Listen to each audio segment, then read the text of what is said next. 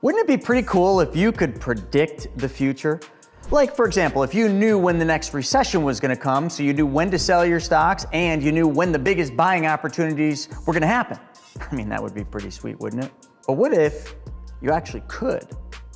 Newton had this one right. Check this out. This is Newton's third law of motion, and it claims that every reaction has an equal and opposite reaction.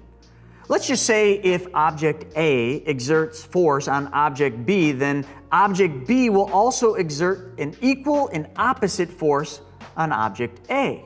What if we took that exact principle and we applied that to the economy? Or specifically, the United States Treasury and the Fed, which is not a government agency. What would happen? I mean, if you think about it, the two are constantly in battle with one another, but they're actually working in unison.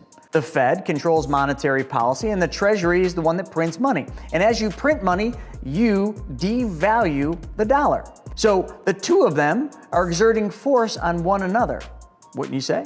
With all the money that's been printed into existence since 2020, actually we could go back to 2008, when you really look at that and you compare it to what's going on right now with the interest rates and the Fed's decision to maybe, I can't say they're going to, but maybe drop interest rates this next time, what's that mean? We are certain to have an equal and opposite reaction with this one. But you might be wondering what that reaction would be. And in today's video, what we're gonna do is we're gonna dissect that relationship. We're gonna talk about monetary policy, yield curve, inflation, interest rates, and I'm gonna show you a massive warning sign at the end of this video that is absolutely something that mainstream media will never tell you about. I'm Chris Naugle, and this is What Now? What's Next? And you don't wanna miss this one.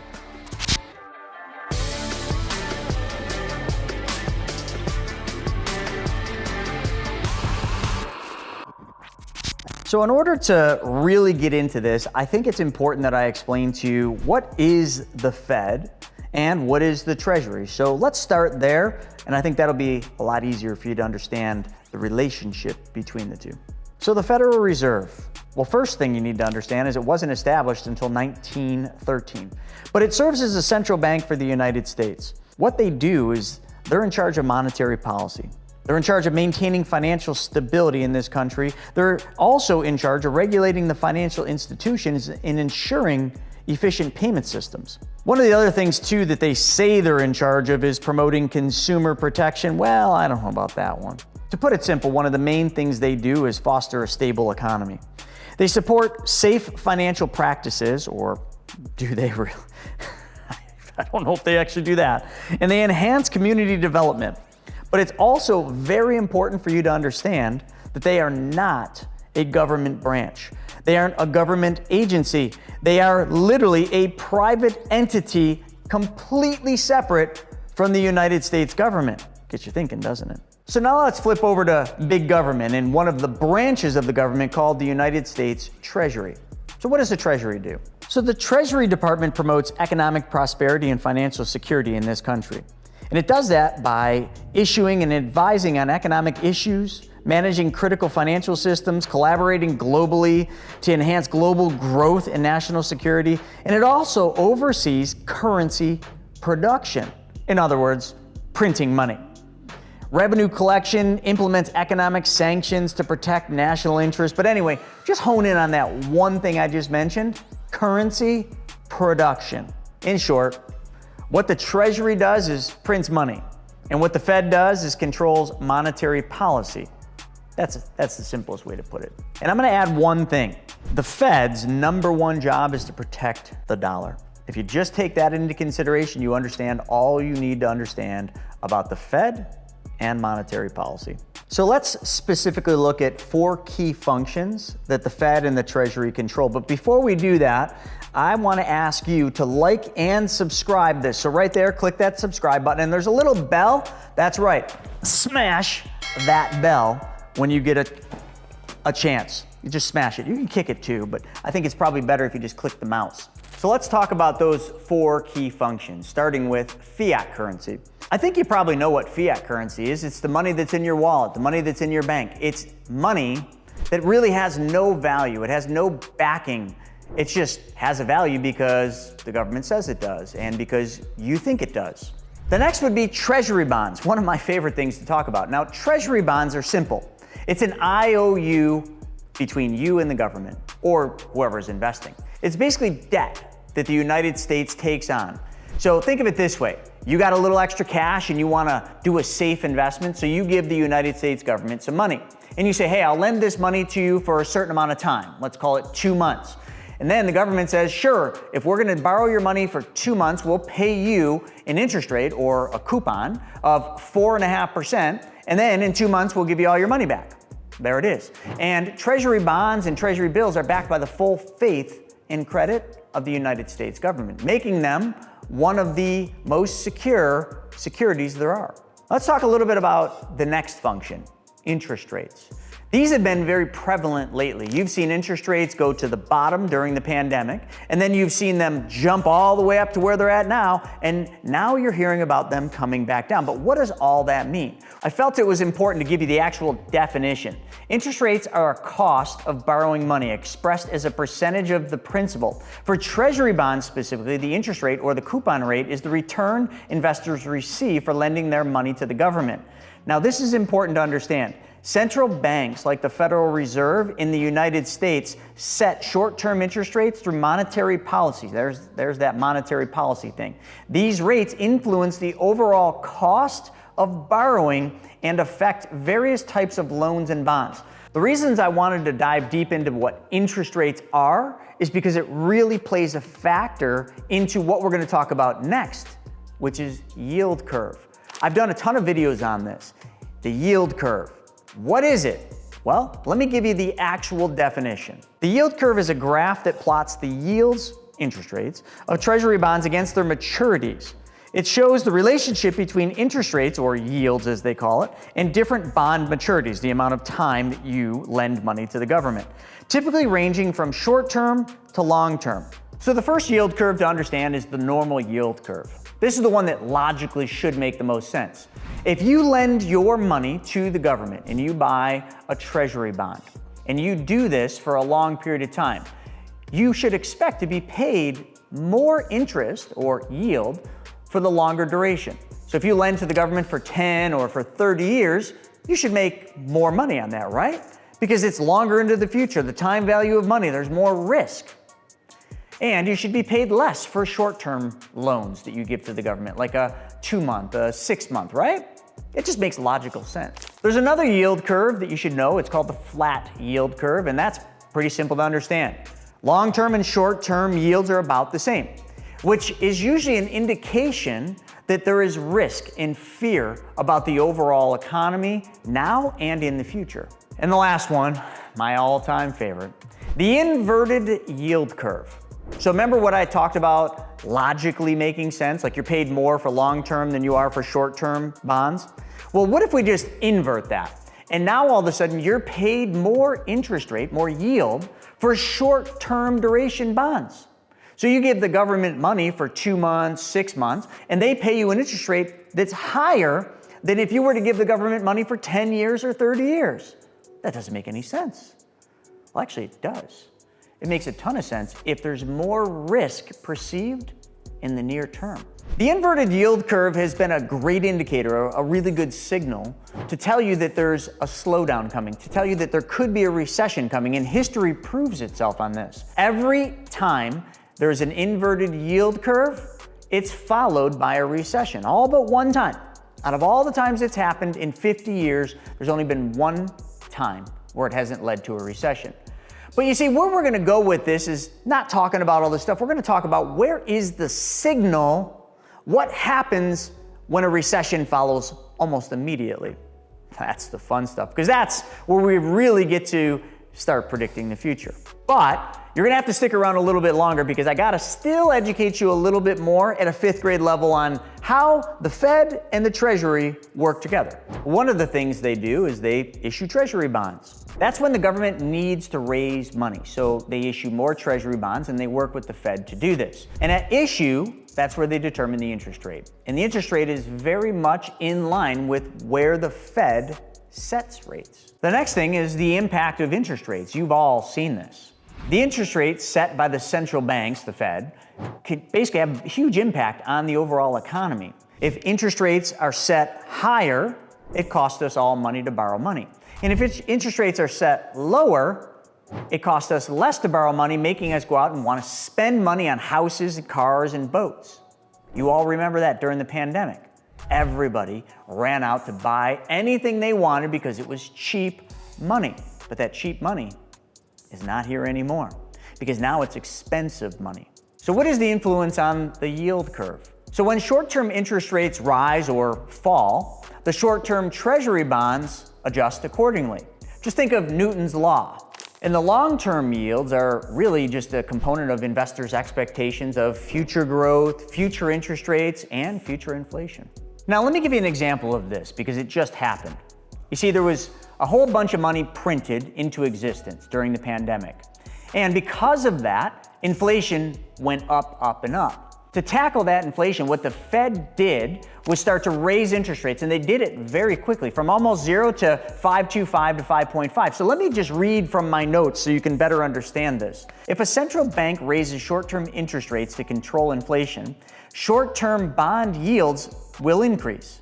Now, if investors like you and me expect these higher rates to persist, we're going to demand higher yields on our long-term bonds as well, potentially steepening the yield curve. Now, conversely, if investors expect economic downturns, they might buy long-term bonds for safety, pushing their yields lower because of supply and demand. And this sometimes leads to a thing called the inverted yield curve. Now, the shape of the yield curve has a lot to do with our expectations of the future. Is the future nice and rosy, or is there some risks there? So if a normal yield curve paid more for longer term bonds than you are for shorter term bonds, basically is a signal of strong or normal economic times, well, then an inverted yield curve tells you that there is a potential recession coming. But this leads me to the big warning I mentioned at the beginning of this video. Where is the sign? The sign, everywhere, sign. Sign, everywhere, sign. Telling you a recession is coming to a theater near you. But I think you already know where we're headed with this, right? Hey, remember how I mentioned earlier that history repeats itself? Well, the yield curve, which is now inverted, is now uninverting. So what does that mean? I want to give a quick shout out to Joe Brown for his recent video as it kind of brought this to light. So it's been over 2 years that the yield curve's been inverted. And just recently, the inverted yield curve uninverted. Now, if we go back in history and we look, every time this happens, a recession has followed imminently. Now, let me just real quickly give you just some context on this. Remember, the inverted yield curve is when the 2-year Treasury bond pays you more yield than a 10 or a 30-year Treasury bond will. I just checked this morning and it is still inverted right now.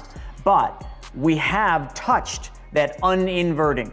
And when that happens, we have a very clear signal, a clear indicator that a recession is going to happen soon. And, listen, we're in an election year right now, a very controversial election. So come November, I think shit's gonna hit the fan. And I think a recession is gonna follow very closely after that. But let's just look at history, because that's our best guiding light. Right over here, check this chart out. These are all the different dates as to when the yield curve went inverted. Let's go to August 17th, 1978, right there. You can see it was 534 days before the inversion led to a recession.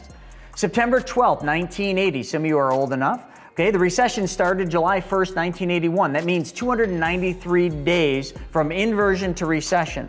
December 13th, 88. July 1st of 1990 was that recession, 566 days from inversion to recession. February 2nd, 2000, the dot-com crash. Well, that recession kicked in March 1st, 2001. Boy, do I remember that one. And that was 394 days from inversion to recession. I know this sounds boring, but let's go to 2005. The recession kicked in December 1st, 2007. That was 705 days. That one is the closest to where we're at today. August 27, 2019, right before the pandemic. February 1st, 2020 is when the recession happened. Although short, it was 159 days inversion to recession. And that brings me to current, April 1st, 2022. That's when we inverted.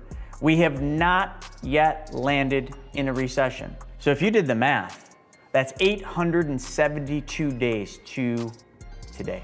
The yield curve has resulted in a recession every single time since 1955. That's 7 recessions in 50 years, says Forbes. Now pay attention. The inverted yield curve almost always uninverts right before a recession happens. And that is proven by history. So let's go rapid fire so I can just show you some charts. Whether or not you know what you're looking at or not, just listen. This first one shows the 10-year, 3-month Treasury yield spread. Now look at the gray bars. That's the recession. And if you can look and see right before each gray bar, you see the 10-year start to pop up. That's when it uninverts. Every single time it did the exact same thing. So this chart is really interesting. During the 2007-2009 recession, rate cuts or expected rate cuts triggered a surge in longer-term bond prices. So look at this right here. This is an iShares 10-20-year Treasury bond ETF. It's a TLH is the ticker. So if you look at it right here, look at over here by May of 07. See where that uninversion happens. Now look at the purple line. That's the 10-year Treasury rate. See how wide that gets over the 2-year? It steepens. This is called a bull steepening. Now let's look at another one down lower, right here. Same thing, but this is going to be the late 2023 bear steepening. So as you can see, this is what we're dealing with right now. We are in 2024. The 2-year Treasury has paid more than the 10-year, but see how it's starting to come together. Now, if I were to go a little bit further on this chart and show you what's happened recently, you will have seen that it uninverted for a short period of time. Now it is re-inverted, and we'll see what happens next. Now, let me just put this into context, just from a general living standpoint, right? We're all living in a time right now where rates have been higher. So we're dealing with higher interest rates because the Fed raised interest rates to bring inflation down. Now, I don't mean to call it out, but the Fed sort of created the inflation by printing all the money. But anyway, who's keeping track? They're the slayer of the dragon called inflation. So because rates went higher and because prices of all goods are higher, people are struggling right now. They're struggling to just afford food and fuel and basic living expenses. Now, what's going to happen next? Well, as you just have seen, we're probably looking at a recession. And when a recession happens, or indications that a recession is coming happen, the Fed will react by reducing interest rates. Now, they've already said that they're talking about doing this, and there's a lot of people out there, a lot of experts saying September, they're certainly going to drop interest rates. We're gonna have to wait and see what happens. But when they start dropping interest rates, that's to stimulate the economy yet again. Now, all of this plays into these charts. Can you guess when the next recession is going to happen? Well, based on everything that we just showed you, the answer would be not very long. Now, I know there's going to be some folks that are going to try to debunk this, and they're going to say, oh, there's going to be many uninversions. Yeah, well, I'm speaking generally, and I'm simply trying to show you it's coming, whether you want to debunk it or not. Oh, did I mention this is an election year? And did I mention the prior video we did showing the past 5 elections? That also paints the picture. So as you can see, it's a perfect setup for another market drop. The question really is, how do you profit from it? How do you make a ton of money from the crash? And how do you keep making money when we go into this recession? Well, let's hit that real quick. So here are some really simple things to understand. First off, don't go into this crash and recession with a lot of debt. So use this last little bit of time to flush the debt out of your balance sheet. Secondarily, to make a whole bunch of money, it's quite simple. If you know what's coming because you studied what already happened, you can see the Fed's more than likely going to start dropping interest rates. And when they drop interest rates, guess what happens to long duration Treasury bonds? The price of them goes up every single time. So when the Fed drops interest rates, maybe in September, the price of the long-term Treasury bonds will start to go up. That is an amazing opportunity for you to capitalize on a very low risk security, Treasury bonds.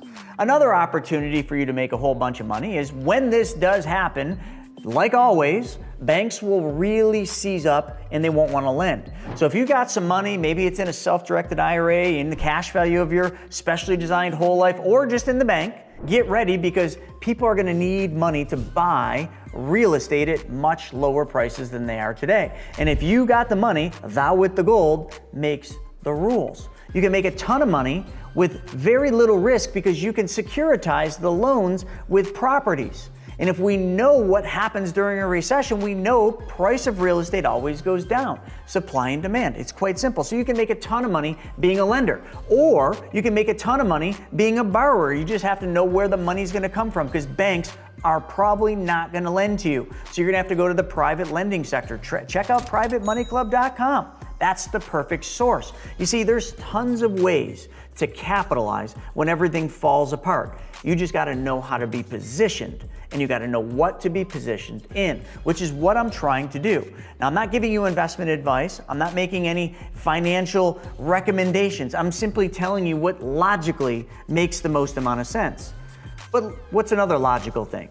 So listen, I'm not the only one talking about this. Check these articles out. Check this one out from Reuters. U.S. yield curve nears flip with the jury out on recession signal. Or how about this one from Motley Fool? Long inverted yield curve just uninverted, but that's not necessarily a good thing.